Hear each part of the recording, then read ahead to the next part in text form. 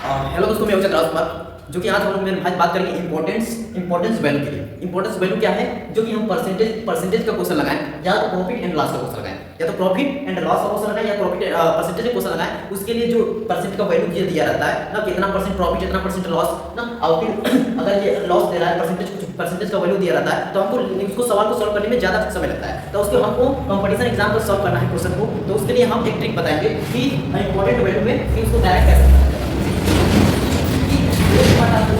1/2 अगर fraction value है 1/2, ये परसेंटेज में कितना होगा हमको ये याद करेंगे। कितना हो जाएगा ये 50%, ठीक है ना, 50%। 1/2 का कितना परसेंटेज का वैल्यू कितना होता है? 50% होता है। और उसी तरह 1/2 हो गया, 1/3 का हम करते हैं, कितना हो जाएगा कि 1/3% होता है। और यहाँ एक का निकालना है, एक का कितना होता है? 100% होता है। बात करें भाई, देखिए जैसे एक नंबर है तो एक नंबर में एक का कितना परसेंटेज होगा, इसमें हम 100% का गुणा कर देते हैं, कितना हो जाएगा? 100 हो जाएगा ना, 100%। उसी तरह 1/2 है, 1/2 है, इसका हमको परसेंटेज में वैल्यू निकालना है कि इसका परसेंटेज कितना होगा 1/2 का। इसमें हम क्या करेंगे? 100 को मल्टीप्लाई कर देंगे। 100 को मल्टीप्लाई करके ये 2 से 2 कट गया, कितना आ गया? 50। 1/2 का फ्रैक्शन का परसेंटेज वैल्यू कितना हो जाएगा? 50% हो जाएगा। अगर हम इसी तरह हम निकालना चाहें 1/4 का, कि 1/4 का हम कहेंगे कि परसेंटेज का वैल्यू कितना होगा, परसेंटेज वैल्यू कितना होगा, तो इसमें 100 को गुणा कर देंगे। 100 को गुणा करके इसमें कितना होगा? 4 बार कट जाएगा, और इसको 25 बार कट जाएगा। ये ना 1/4 25 बार कट जाएगा, ये कितना हो गया? 25%। 1/4 का परसेंटेज वैल्यू कितना हो गया? 25% हो गया। इसी तरह मेरे भाई क्या है कि इसको हम 1 से 15 तक याद रखना जरूरी है। उसको हम लिख देते हैं, इसको याद करना आप कर लीजिएगा। देखिए तो यहाँ तक हो गया कि 1/3 को हम लिख सकते हैं 33, 1/3%, 1/4 को हम लिख सकते हैं 25%, डायरेक्ट याद रखना है मेरे भाई। 1/5 को हम लिख सकते हैं 20%, ठीक। अब उसके बाद 1/6 को हम लिख सकते हैं 16 सही 2/3%, हाँ 16 सही 2/3%, ठीक। 1/7 दे दे, कितना हो जाएगा? 14 सही 2/7%, 14 सही 2/7%। देखिए अभी कभी वैल्यू दे दे, परसेंटेज दे दे, देखिए जब दे दिया 14 सही 2/7%। अब तो आपको निकालना है फ्रैक्शन वैल्यू। अब परसेंटेज का वैल्यू दे दे, अब पता लगाना है कि फ्रैक्शन वैल्यू क्या है। तो क्या करेंगे? देखिए 14 में इसको गुणा करेंगे तो कितना हो जाएगा? 7 चौके 28 को 8 में लगा 1 और 2 7 2 9 9 हो गया, 9 + 2 / 7। इसको जोड़ दे मेरे भाई, कितना हो जाएगा? 100/7 ना, तो 100/7 हो गया, 100/7 हो गया। और परसेंटेज ये देखिए, ये परसेंटेज है, तो परसेंटेज को हटाने के लिए क्या करेंगे? 1/100 लगाएंगे।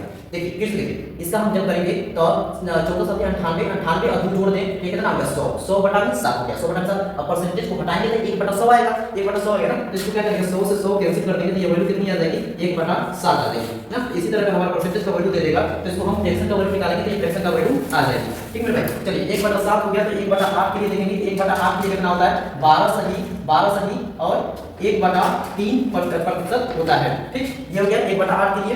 1/9 के लिए हम करेंगे तो कितना हो जाएगा? 11 सही 1/9% होता है 1/9 के लिए। उसी तरह हम देखना चाहेंगे 1/10 के लिए कितना होता है? तो 1/10 के लिए होता है 10% होता है, ठीक। 1/10% होता है। उसके बाद मेरे भाई ये 1/8 के लिए हमने क्या लिख दिया? 12 सही 1/2% होता है, 12 सही 1/2% होता है 1/8 के लिए, ठीक। और 1/9 के लिए 11 सही 1/9% और 1/10 के लिए कितना होगा? 10%। 1/11 के लिए हो जाएगा 9 सही 1/11%। देखिए 1/11 और 1/9 याद करने का ट्रिक क्या है इन दोनों का? एक आपस में दोनों उल्टा हो गया। जब 1/9 रहेगा ना, 1/9 रहेगा तो 11 सही 1/9 हो जाएगा, ठीक। अगर 1/11 रहेगा तो 9 सही 1/11 रहेगा, ठीक। ये देखिए 1/9 है तो 1/9 रहेगा ही, लेकिन सही में क्या आ जाएगा? 11।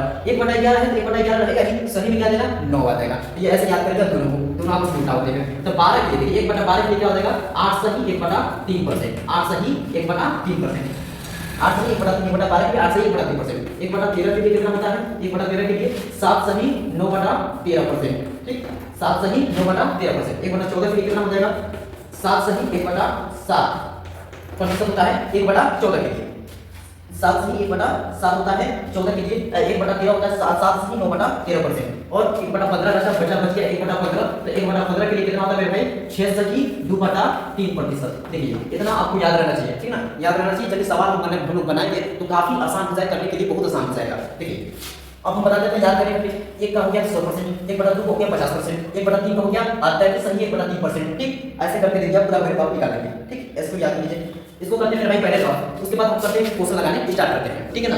इसी पे जब हम बताए हैं आपको परसेंटेज के जो फ्रैक्शन के वैल्यू जो डायरेक्ट परसेंटेज निकालते हैं, अब उसी पे हम लोग प्रॉफिट एंड लॉस के क्वेश्चन लगाएंगे, जो कि डायरेक्ट 5 सेकंड में हमारा आंसर आ जाएगा। जो कि इसी को कंसेप्ट से करने चाहे मेरे भाई तो 1 मिनट 2 मिनट से तो बिल्कुल ही कम नहीं लगेगा। देखिए सबसे पहले हम क्या करते हैं, क्वेश्चन को पढ़ेंगे। आप यहाँ पर ध्यान मेरे भाई समय लगेगा बहुत ज़्यादा, तो एक ही क्वेश्चन नहीं हो पाएंगे, इसलिए हम क्या करेंगे, क्वेश्चन को स्क्रीन पे दिखाएंगे और क्या करके हम क्वेश्चन पढ़ देंगे, आपको सॉल्व कर देंगे। देखिए ये क्वेश्चन क्या है, पहले क्वेश्चन पढ़ने हैं आपको। देखिए ध्यान से कि एक वस्तु को 630 रुपये में बेचने पर, कितने में, 630 रुपये में बेचने पर और विक्रेता को ना 12.5% का क्या होता है, लाभ होता है। 12.5% का लाभ होता है।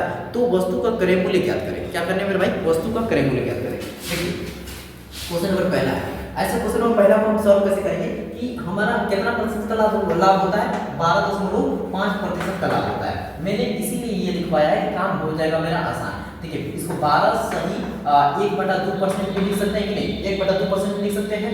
ये प्रॉफिट का है, प्रॉफिट कितना हो रहा है, 12.5 हो रहा है, 12.5% हो रहा है लाभ।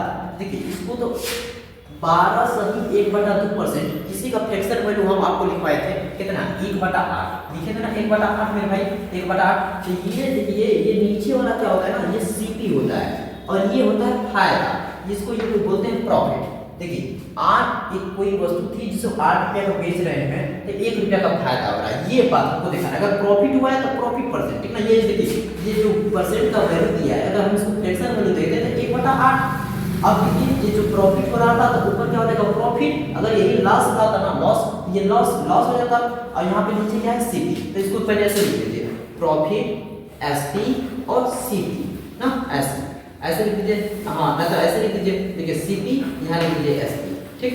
अब देखिए सीपी कितना है, 8 रुपये का वस्तु को, ठीक, हम कितना में बेचे कि 1 रुपये का फायदा हो, हम कितना में बेचे कि 1 रुपये का फायदा हो। तो 9 रुपये का बेचे रहे होंगे तभी तो हमें 1 रुपये का फायदा होगा, ये बात बताइए। हो गया क्लियर। तो हमको यही क्वेश्चन में ये कहा है कि एक वस्तु को बेचने पर 630 रुपये बेचने पर, तो बेचने पे कितना जा रहा है, 630 ना, 630।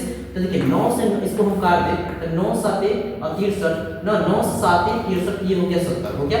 तो इसका 70 का इसमें भी मल्टीप्लाई कर दें तो हमारा निकल जाएगा क्या, करेंगे तो 7 8 56, क्या हो गया मेरे भाई, 56 1 0। ये हमारा वस्तु का क्या हो जाएगा, क्रय मूल्य हो जाएगा। बिल्कुल सही है, समझ में आ गया। तो इससे बात लिख लीजिए कि हमको एक वस्तु को कहा था कि कोई वैल्यू है जो बेचने पर क्या हो रहा है, 12.5% का क्या हुआ है, लाभ हुआ है। तो 12.5 को हम लिख सकते हैं 12 से 1/2% ना। इसी का हम फ्रैक्शन वैल्यू आपको बताएं 1/8। अब कहेंगे कि 1/8 कहां से आया, देख लीजिए 12 दूनी के 24 से 25 हो गया, बटा में कितना है, 2 है। परसेंटेज को हटाएंगे तो मेरे भाई कितना हो जाएगा, 1/100 हो जाएगा। इसी को हम 25 को काट देंगे तो 25 चौक 100, इसी का मल्टीप्लाई कर देते हैं 1 क्या हो गया, 8 आ गया। मैं इसी तरह इसको इतना न सॉल्व करके डायरेक्ट याद रखेंगे कि 12 से 1/2 का होता है 1/8, ठीक। अब 1/8 होता है तो ये 8, ये नीचे 8 वाला क्या हो जाएगा, सीपी हो जाएगा।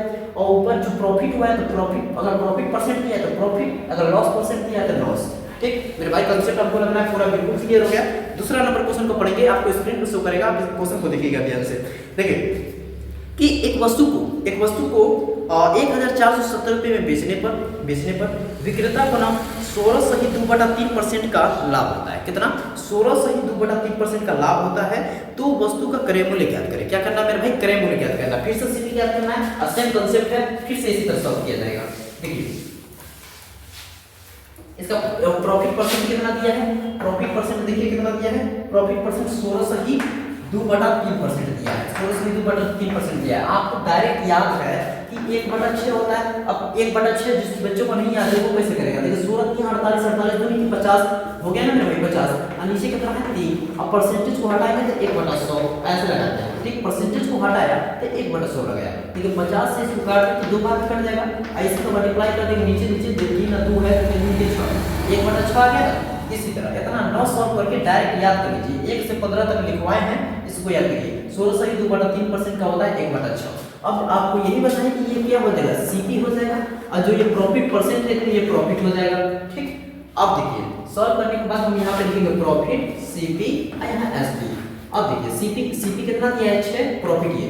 आप ये बताइए कि 6 रुपये का जो वस्तु है, ठीक, 6 रुपये का कोई खरीदे हैं और उसको कितना में बेचें कि 1 रुपये का फायदा हो। तो 7 रुपये का बेचेंगे तभी तो 1 रुपये का फायदा हो। तब क्वेश्चन में हमें कितना में बेचने के लिए बोला है, एक वस्तु को 1470 मतलब 1470 रुपये में बेचने पर जो फायदा हो वो परसेंट बताया है। तो देखिए इसको काटिए, कितना का निकल रहा है, देखिए 7 दूनी के 14, 7 का 7 मतलब कि 210, यही 210 ये सीपी में मल्टीप्लाई कर दीजिए 210। इसका देखिए 0 6 और 6 दूनी के 12, 1260 इसका आंसर आ जाएगा, सीपी आ जाएगा। ठीक मेरे भाई, बिल्कुल सही करेक्ट आंसर है।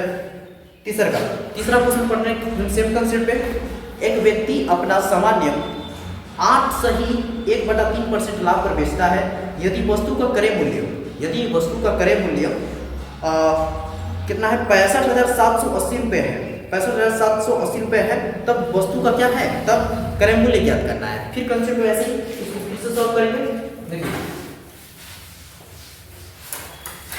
मेरे भाई, ये क्या है कि कितना परसेंट दिया है, इसको लाभ हो रहा है, लाभ प्रतिशत कितना दिया है, 8 सही 1/3, 8 सही 1/3%। आपको डायरेक्ट याद है 8 सही 1/3% कितना होता है, 1/12 होता है। आप नहीं 1/12 याद है तो कैसे करेंगे, 8 3 24 24 से 25, 25 बटा के 3 हो गया, परसेंटेज को हटाएंगे 1/100 हो गया। अब 25 से 25 काट देंगे 4 हो जाएगा, तो नीचे 3 में 4 मल्टीप्लाई कर देंगे तो कितना हो जाएगा, 1/12 हो जाएगा। ठीक मेरे भाई, इसीलिए 8 सही 1/3% का डायरेक्ट याद रखना 1/12। अब यही 12 आपका क्या हो जाएगा, सीपी हो जाएगा। अगर प्रॉफिट हुआ है तो ये क्या हो जाएगा, प्रॉफिट हो जाएगा। बात क्लियर मेरे भाई, तो ऐसे लिख लीजिए, ये प्रॉफिट सीपी, यहाँ लिख लीजिए एसपी। बात क्लियर मेरे दोस्त, सीपी कितना है 12 है, प्रॉफिट कितना है 1 है। आप बताइए कि 12 रुपए का वस्तु खरीदे हैं, कितना में बेचेंगे कि 1 रुपये का फायदा होगा, 13 रुपये में बेचेंगे तभी तो 1 रुपये का फायदा होगा ना।